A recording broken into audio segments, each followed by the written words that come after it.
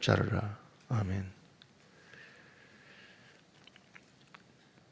제자들이 듣고 이 말씀은 어렵다 그렇게 말했습니다. 무리들이 듣고 이 말씀이 어렵다 그렇게 했으면 우리가 이해가 되는데, 예수님을 따르는 제자들이 듣고 이 말씀이 어렵다고 했습니다. 이것은 사실은 지식적으로 어렵다는 뜻이 아닙니다. 지식적으로 어려운 말씀은 예수님이 비유를 말씀하시고 제자들이 무슨 뜻인지 모르겠습니다, 그렇게 하면 예수님께서 따로 풀어주시고 설명도 해주셨습니다. 그런데 오늘 본문에서 이 말씀이 어렵도다 하는 말은 무슨 말인지는 알겠는데, 아니 그게 사실일 수 있는가 하는 그런 뜻입니다. 이 말씀은 앞에 나오는 말이죠. 59절에 보면 이 말씀은 예수께서 가버나움 회당에서 가르치실 때 하셨다. 그 말은 내 살을 먹고 내 피를 마시는 자가 영생을 가졌다. 내가 바로 생명의 떡이다. 그 말씀입니다. 그러니까 이게 상식적이지 않죠. 초대교회가 로마에서 박해를 받을 때 박해하는 사람들이 한 누명이 뭐냐면, 예수 믿는 사람들은 식인종들이다, 피를 마신다, 살을 먹는다, 성찬식을 하기 때문에 핍박을 피해서 카타콤이라고 하는 지하 동굴에서 자기들끼리 모여서 성찬식 하면서 이것은 예수님의 살이다, 이것은 예수님의 피다, 그러니까 그걸 가지고 식인종이다, 그런 누명을 씌웠습니다. 그 말을 이해를 하지 못한 거죠. 그냥 우리가 같이 맛있는 거 식사 한번 합시다 해서 맛있는 음식을 먹으면 아무 문제가 없잖아요. 그런데 식사를 그 당시에 성찬은 식사를 겸했을 가능성이 많습니다. 식사를 하면서 이게 예수님의 몸입니다, 예수님의 피입니다, 그렇게 하는 게 이 말을 이해하지 못한 거죠. 제자들도 마찬가지입니다. 제자들도 예수님이 보리떡 5개와 물고기 2마리로 5,000명을 먹이신 그 이야기를 하면서 뜬금없이 갑자기 이 떡을 먹은 사람은 다시 죽는다는 거죠. 심지어 하늘에서 내려온 만나를 먹어도 너희 조상들이 죽었다. 그런데 내가 너에게 할 말이 있는데 나를 먹는 자는 영원히 살게 될 것이다. 내가 바로 너희의 양식이다. 그러니까 이 말이 이해가 안 되는 거죠. 우리가 신앙생활을 하면서 교회가 이제 전도를 하려고 하니까 믿지 않는 사람들, 복음을 모르는 사람들에게 되도록이면 그 사람들이 이해하기 쉽도록, 또 거부 반응이 없도록 그렇게 말씀을 가르칩니다. 그것이 뭐 잘못된 것도 아니고요. 그렇게 해서 시작하는 거죠. 예수 믿고 복 받읍시다 한다든지, 아니면 당신의 모든 근심과 염려를 주님께서 해결해 줄 것입니다. 그렇게. 그러니까 다 온 겁니다. 주님은 거기서 멈추지 않냐고 그 다음 단계로 가는데, 그 다음 단계는 뭐냐? 어려운 말씀이 나옵니다. 어려운 말씀이. 예수 믿고 나의 인생의 문제가 해결된다, 그렇게 와서 예수님이 병도 고쳐주시기도 하고 떡도 주시는데, 그 다음 단계는 뭐냐면 인생의 참된 문제는 병 고치는 것이나 떡을 먹는 것이 아니다. 무엇을 먹을까, 무엇을 입을까 염려하지 말아라. 그것은 다 이방인들이 염려하는 것이고 너희 천부께서 다 먹이시고 입히신다. 왜 그것을 가지고 염려하느냐? 다른 염려할 것이 있다, 그렇게 넘어가는 겁니다. 누구든지 내 제자가 되려거든 자기를 부인하고 자기 십자가를 지고 나를 따를 것이니라, 그렇게 합니다. 왜? 사실 그것이 훨씬 더 중요하고 가치가 있고 본질적인 것이기 때문에 그 이야기를 하는 겁니다. 예수님이 사람이 떡을 먹어야 산다, 물을 마셔야 살고 포도를 마셔야 산다, 그거는 다 아는 겁니다. 먹어야 사는 거니까.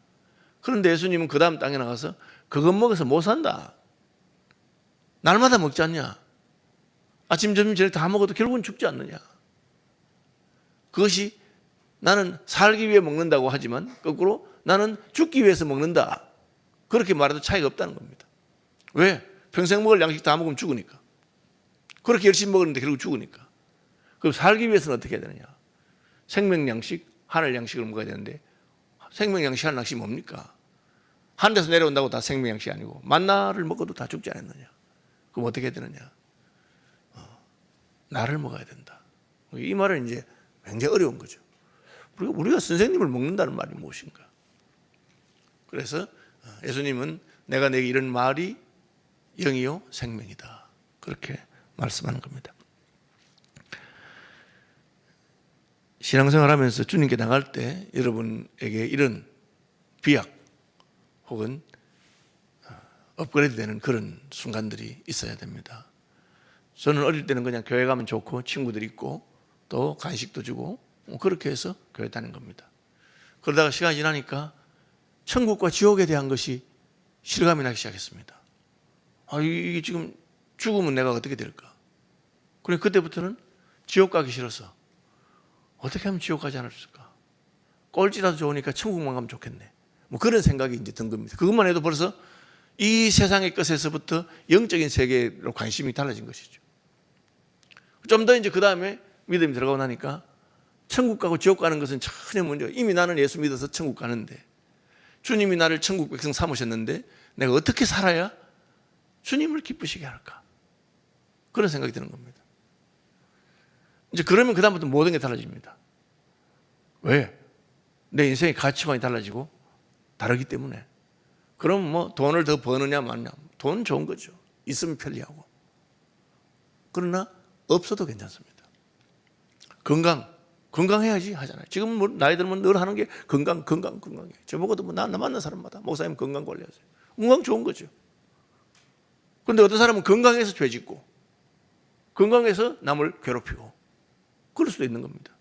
우리에게는 건강이든지 병든 것인지 그게 중요한 게 아니고, 건강하면 건강한 대로 주님 섬기고 병들면 병든 대로 주님 섬기고 인생의 목표가 달라지는 겁니다.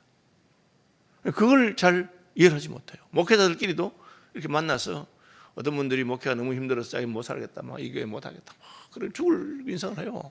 그러면 제가 그러면 목사님 나하고 교회 바꿀까? 그래 말하면 이분이 제 말을 이해를 못해. 아니 그 목사는 교회도 큰 게 있고 뭐 잘 하는데 왜 그 목사 우리 교회 고생하는데 오고 자기가 오느냐? 가능하지도 않다고 생각하고 농담하는 줄로 생각해요. 하나님 나라잖아요. 다 하나님의 교회인데 그러면 힘든데 가는 사람도 있어야 될 거 아니에요.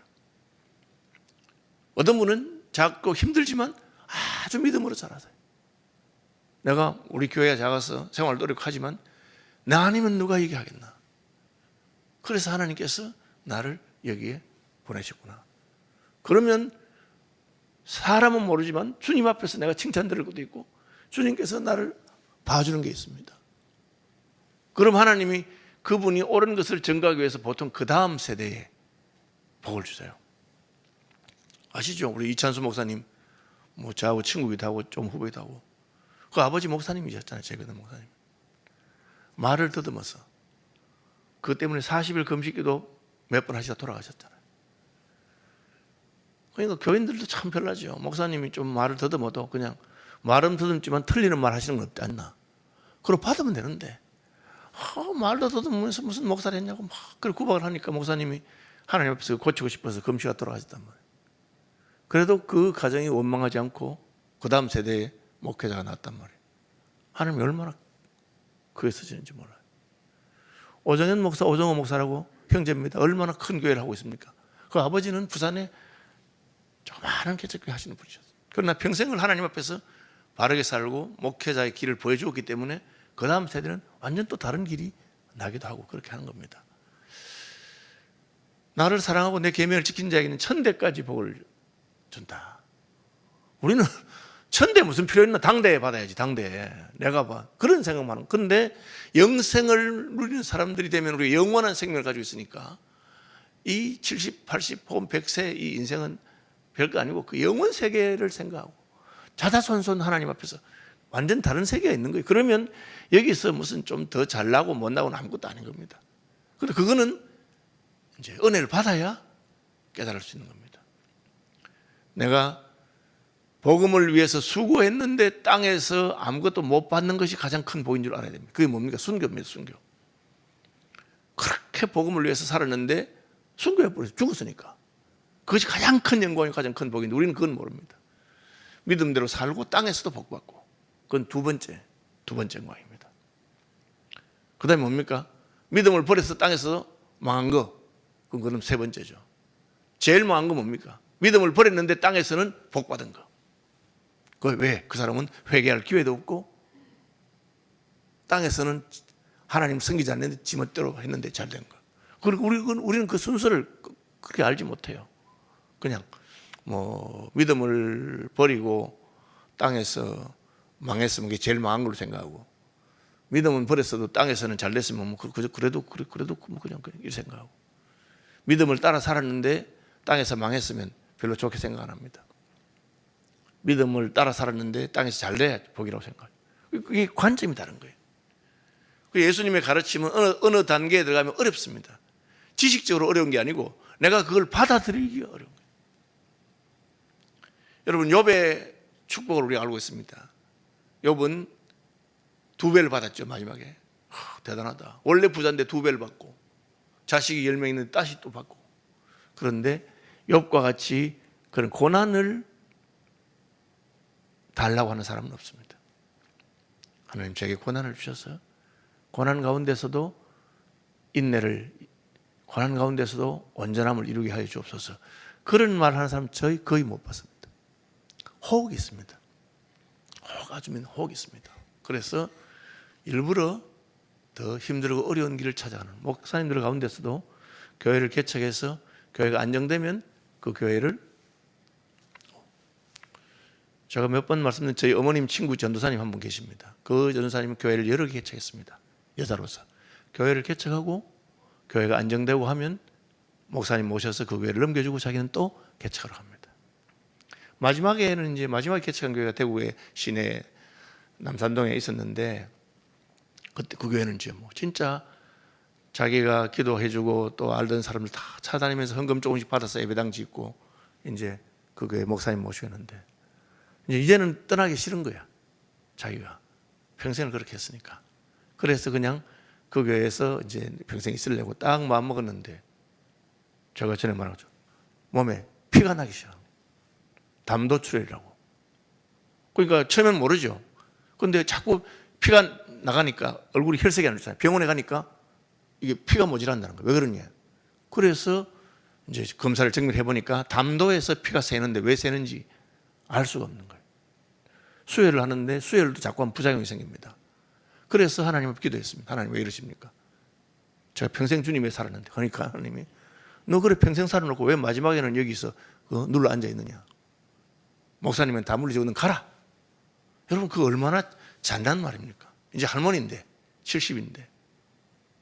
그래서 기도하다가 제가 개척했다는 이야기를 듣고 저한테 전화가 왔어요. 그 목사 나다. 이러고 전사님 웬일입니까? 그니 개척했다며. 예, 했습니다. 네, 교인 하나 소개해 줄까? 아유, 감사합니다. 누굽니까? 내다. 그래서 우리 교회 오신 거예요.